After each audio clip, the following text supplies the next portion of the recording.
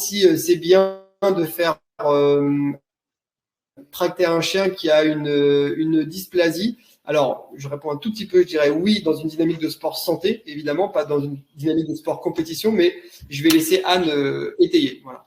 Alors oui, bien sûr, que ce soit de la dysplasie du coude ou de la dysplasie de la hanche, le chien a besoin d'une activité, il a besoin de faire des choses avec son maître. C'est sûr qu'on fera pas de choses intenses, mais par contre, on peut avoir une activité de balade, de canicross, en modérant, on va dire, l'intensité et la durée dans le temps. On fait aussi de l'agility avec des chiens dysplasiques, mais voilà, on adapte, on va dire, la hauteur des barres, l'intensité du truc. Ils n'iront jamais à haut niveau, ils feront jamais de parcours, ils feront jamais de concours, mais ça n'empêche certainement pas le chien de s'amuser avec son maître, et au contraire, je dirais, il faut un chien dysplasique, il faut maintenir une activité pour que la masse musculaire, on va dire, compense le défaut de l'articulation. C'est pas parce qu'il a une dysplasie qu'il faut le foutre au rencard, hein, clairement. J'ai envie de dire, l'avantage du harnais, c'est que on peut le voir, on a une formation aussi sur la prise en charge des chiens de sport. Le harnais vous permet de contrôler parfaitement le volume et l'intensité que vous allez proposer à votre chien. Vous êtes relié à lui, donc vous êtes obligé de savoir ce qu'il va faire comme intensité d'effort et comme durée d'effort. Alors qu'un chien dysplasique qui va courir en libre, dans une balade en forêt, etc., on va pas maîtriser ni le nombre de kilomètres, ni les changements de direction intempestifs, ni les sauts, ni les... Voilà. Donc le harnais a cette vertu-là quand même qui peut être intéressante.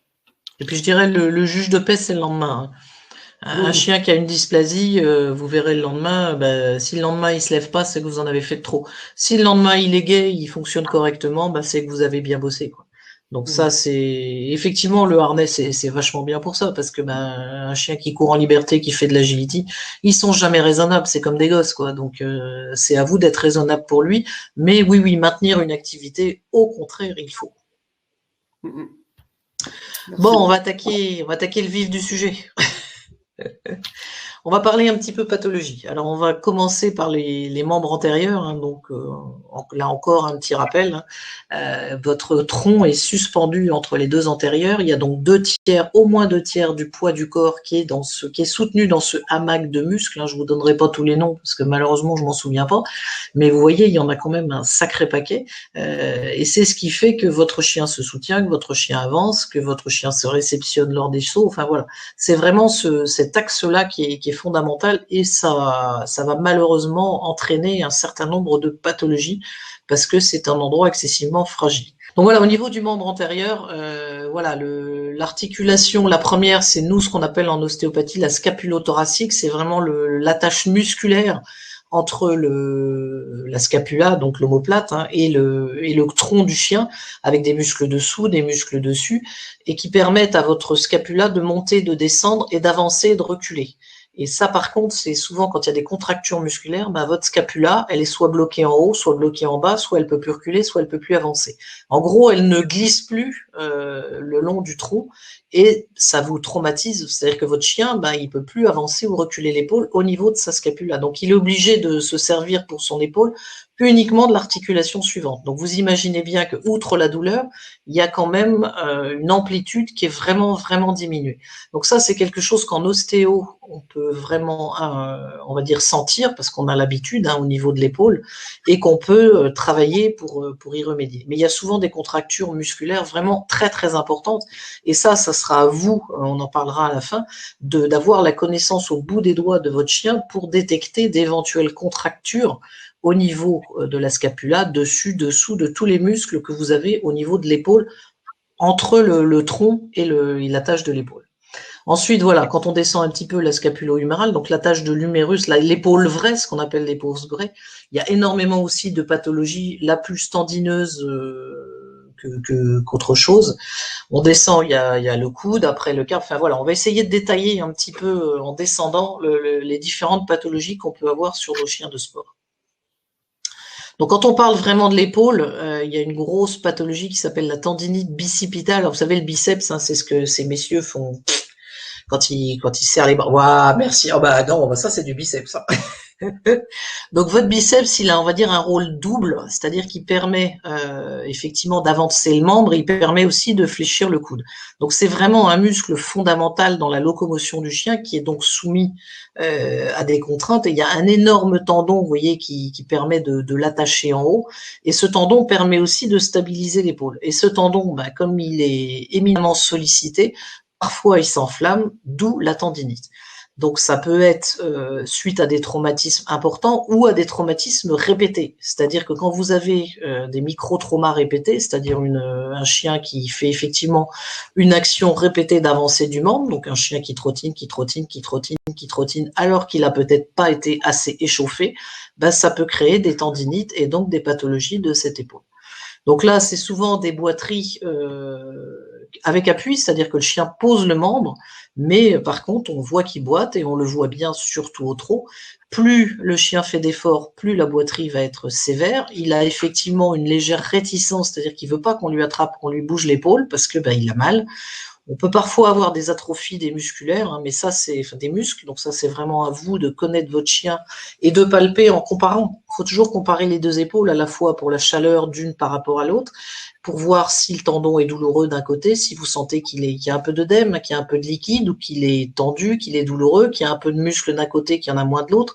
Donc c'est vraiment à vous de papouiller vos chiens pour avoir cette sensation d'une épaule pas normale par rapport à l'autre. Après, on peut faire des radios, on peut faire des IRM, il y a plein d'examens qui permettent d'investiguer par rapport à cette boiterie-là.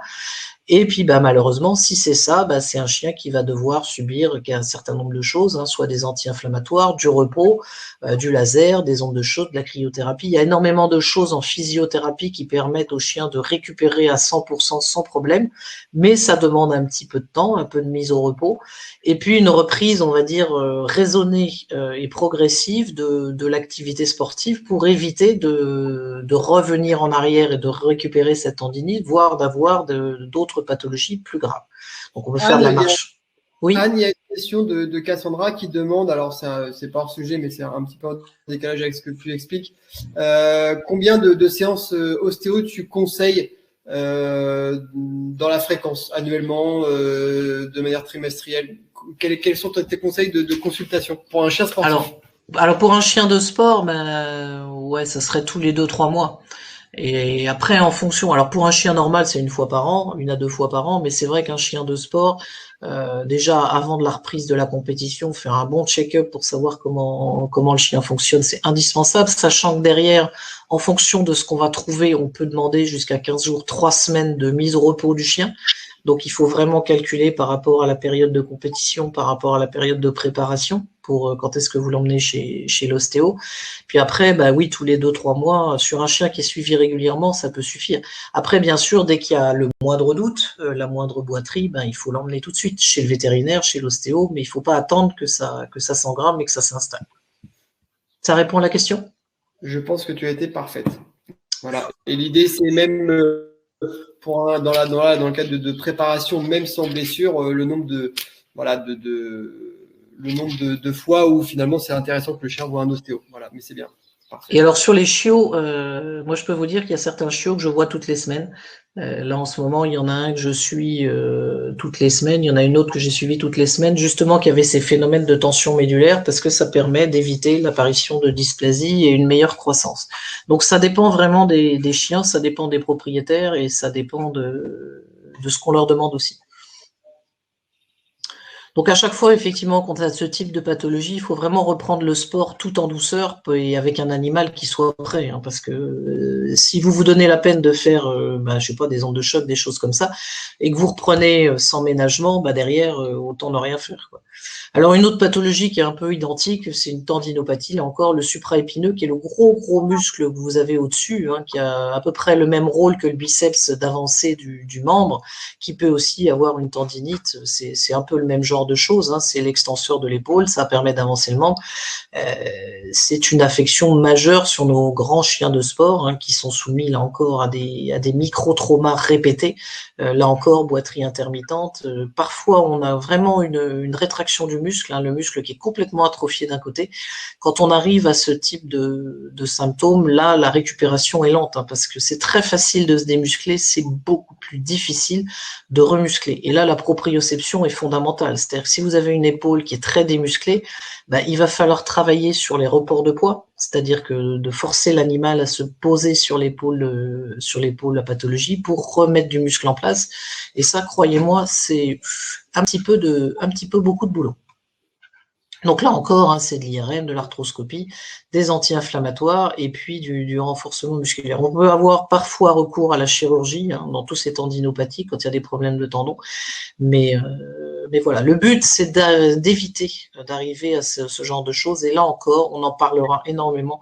L'échauffement est fondamental, la récupération c'est fondamental. C'est-à-dire qu'il faut préparer les muscles, préparer les tendons à l'activité sportive. Si vous voulez, c'est comme les gens, hein, si vous allez faire un marathon sans vous être échauffé, vous allez au claquage, vous allez aux problèmes tendineux, ben vos chiens c'est pareil. C'est des sportifs de haut niveau qu'il faut préparer musculairement avant la saison et bien sûr avant la course.